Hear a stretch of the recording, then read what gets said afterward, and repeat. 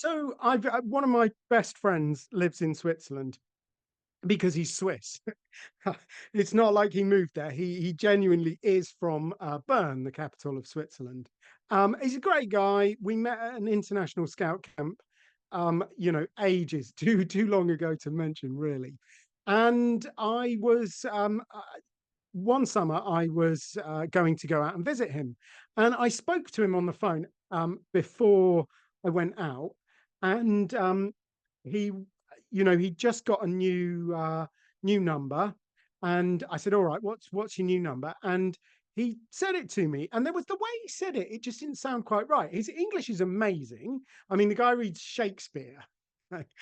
So his English is fantastic, which is really annoying because it's not actually even his second language. So he lives in the German speaking part of Switzerland, so that's his first language. But his mum's from the French speaking part of the country, so he grew up speaking French. So English is like his third language. Very annoying. Anyway, there was something just not quite right about the way he said it, but I didn't think too much about it. I just wrote it down and I got on the plane. And when I got to the airport in Bern, I phoned the number, and a very nice Swiss lady in broken English explained to me that this was not his phone number, and he did not live here, and she had never heard of him, and that was a bit of a problem. And this was quite a long time ago. This was before mobile phones and emails and all of that sort of stuff. So my communication options were sort of fairly limited because I was expecting to give him a call when I got there. I wasn't entirely sure. I'd been to Amsterdam before, and then gone to Switzerland. And if you've ever been to Amsterdam, it's the kind of place where time does not work in exactly the same way as everywhere else. So I wasn't sure when I was going to get there. I just said I'd call him when I get there. Obviously, like I've got right. I don't know how to get in touch with him, but I thought, right, well, I'll just go into Bern. I'll find myself a hotel.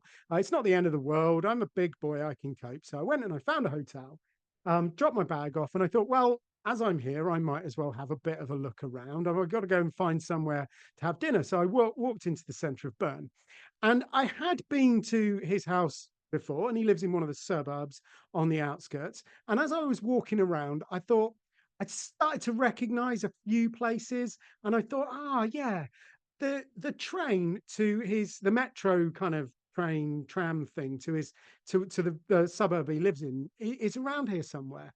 And he called it the Little Blue Train. And I'm like, I'll go and find the Little Blue Train stop. Whilst I'm here, before I get any dinner, I'll just go and find it. And then maybe tomorrow, when I've got a bit more time, I can get on the thing. And I think I know roughly which stop I've got to get off. And I think if I just wander around his neighborhood, I'll be able to find his house probably. And actually, if I just kind of like do my, oh, I'm terribly sorry, I'm a lost Englishman, do you know where the Ruders live routine, I'll be absolutely fine.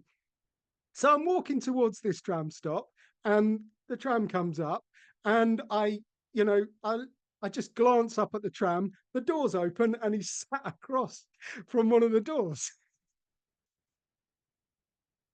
So yeah, he was like, "My God, what are you doing here?" And I was like, well, dude, I phoned your number. And he said that because he hadn't been speaking in English very much, he was a little bit rusty with it. And he'd obviously got one of the numbers wrong. But yeah, no, he even went and negotiated with the hotel manager. They didn't charge me for the night. They just went and picked up my stuff, and we went back to his place. And it all worked out nicely, and had a lovely holiday.